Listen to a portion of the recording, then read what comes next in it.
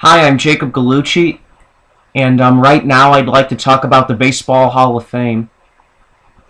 Yesterday, the results were announced for the 2014 class, and three players got in: Greg Maddux, Tom Glavine, and Frank Thomas, and they were all first ballot Hall of Famers. And it was great because Maddux, Glavine, and Thomas, they were three of my favorite players when I was younger, and well, I've been a White Sox fan my whole life, and when I was a kid, Frank Thomas was my favorite player. I loved Frank Thomas. He was great, and him getting in on the first try was great.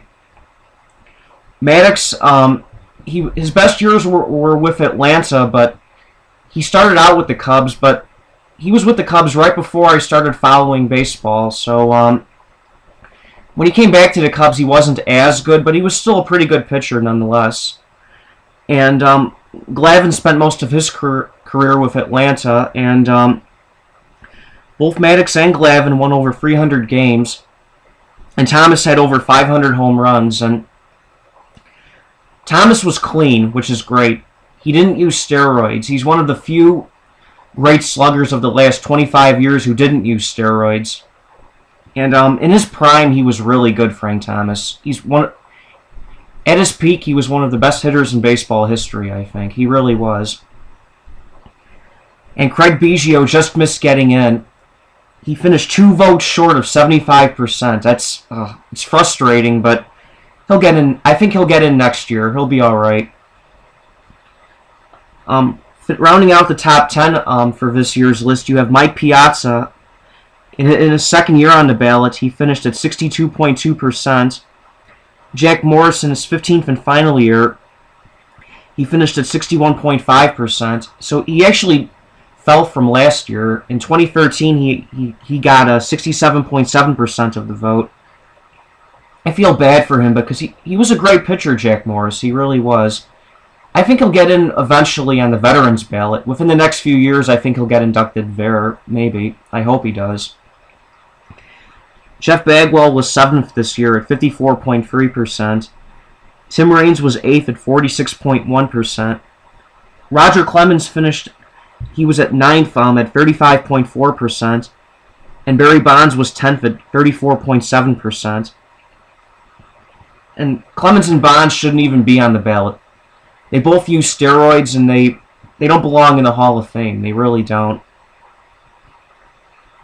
And some other guys, if I had a chance to vote, if I had to vote, I'd vote for, this year, if I had a chance to vote, I would have taken Maddux, Glavine, Thomas, Biggio, Piazza, Morris, Bagwell, Raines, Curt Schilling, and Edgar Martinez. Those are the 10 guys I would have voted for, absolutely.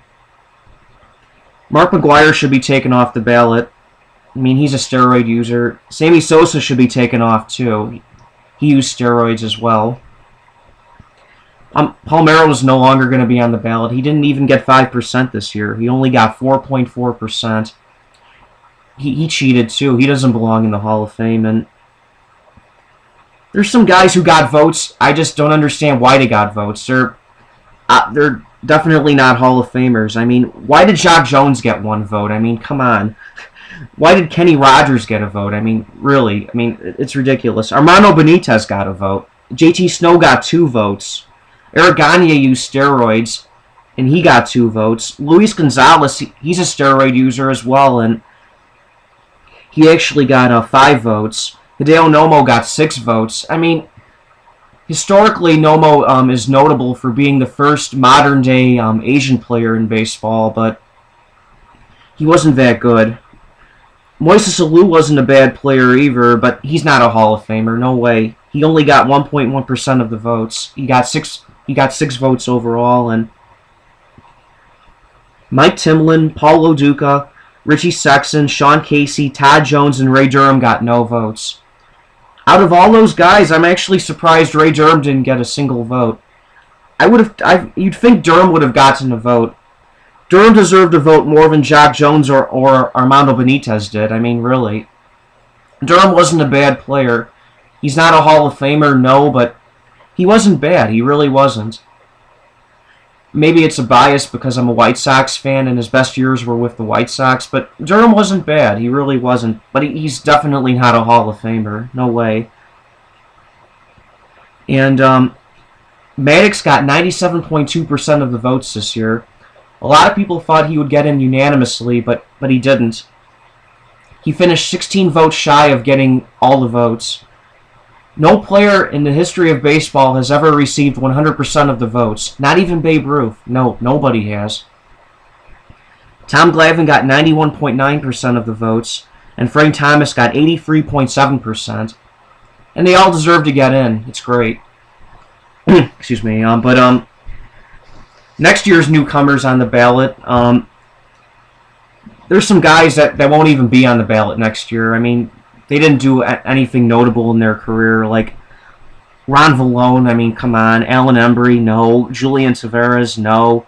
Braden Looper, no. David Wevers, no. Eddie Guardado, no. B.J. Ryan, no. Tony Clark, no. Joe Crede, I liked him with the White Sox. He was a key player on the 05 team, but he's not a Hall of Famer, no. Paul Byrd, no. Troy Percival wasn't bad. He was a pretty good relief pitcher. He was one of the better closers in the game in his peak, but I don't think he's a Hall of Famer. Maybe over the course of a few years he might get in, but I don't think he'll even get 5% of the votes. I don't see it. Rich Aurelia is not a Hall of Famer, no.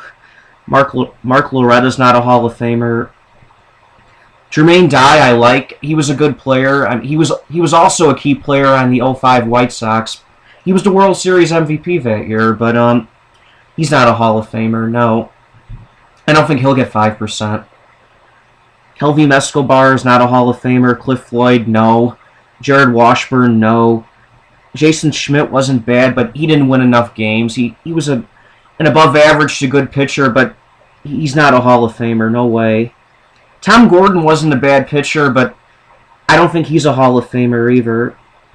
Darren Erstad was an okay player, but he's not a Hall of Famer. Carlos Delgado, I think over time he should get in. He finished with 473 home runs. But over time he might get in. Delgado deserves to get in. Over the course of a few years, maybe. In his prime, he was one of the best sluggers in the game. And he didn't use steroids either. Nomar Garciaparra, if he had stayed healthy, he would have been a shoo-in for the Hall of Fame, but injuries killed his career. Brian Giles wasn't bad, but he's not a Hall of Famer. He might get 5%, but I don't think he's a Hall of Famer, Brian Giles. Gary Sheffield's a steroid user. I would never vote for him. And among the newcomers next year, I think John Smoltz, Pedro Martinez, Randy Johnson will all get in. I think Randy Johnson's a lock to get in next year on the first ballot. Pedro Martinez will get in on the first ballot as well. And I think Smoltz should get in too. Smoltz was really good too. I like Jeff Kent, but in his first year, this year was his first year on the Hall of Fame, on the Hall of Fame ballot, and he got 15.2% of the votes. Over time, he might get in. Mike Mussina in his first year this year, he got 20.3%. I think over time he'll get in as well. Sammy Sosa doesn't belong in the ballot. He's a steroid user. Curt Schilling this year got 29.2%. I think over time he'll get in the Hall of Fame. Barry Bonds and Roger Clemens are steroid users. Neither of them belong in the Hall of Fame. Mike Piazza eventually will get in. This year he got 62.2%, and I think next year he'll just miss getting in. Craig Biggio this year just missed getting in. He had 74.8% of the votes. I think next year Biggio will get in along with Smoltz, Martinez, and Johnson. I think all four will get in. I think Biggio, Martinez, and Johnson are locks, and I think Smoltz just might get in. Either Smoltz will just miss getting in, or he'll just barely make it. Larry Walker, he's slipping. This year on the ballot, he got 10.2% of the votes. He was a good player, but his Hall of Fame chances are slipping. He might get in over time, but it's not looking great. Jeff Bagwell got 54.3% of the votes this year, and I think eventually he'll get in. Fred McGriff got 11.7% of the votes, and his chances are slipping as well. But I think he'll get in over time, McGriff, maybe. He finished with 493 home runs in his career. He might get in eventually. Over the course of a few years, he could, maybe. Edgar Martinez got 25.2% of the votes this year, and I think he'll get in over time as well. Tim Raines finished with 46.1% of the votes, and I think he'll get in over time.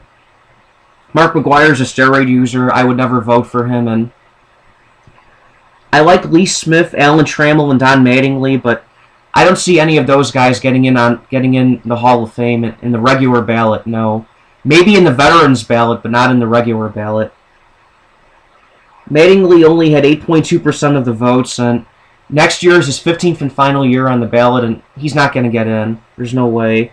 Alan Trammell, he has 2 years left on the ballot, and he only got 20.8% of the votes. I don't think he'll get in. And Lee Smith, in his 12th year, he got 29.9%. I like Lee Smith, but he won't get in the regular Hall of Fame. Maybe on the veterans ballot, but not in the regular Hall of Fame. And the 10 guys I'd vote for next year, the 10 guys I would take would be Smoltz, Martinez, Johnson, Mike Mussina, Curt Schilling, Mike Piazza, Craig Biggio, Jeff Bagwell, Edgar Martinez, and Tim Raines. Those are the 10 guys I'd vote for. I would never vote for steroid users or guys who shouldn't even be on the ballot. But anyway, I'm sorry for rambling, but I just wanted to recap who got in the Hall of Fame yesterday, but anyway, I'll be back next week with a couple new videos, and until then, take care.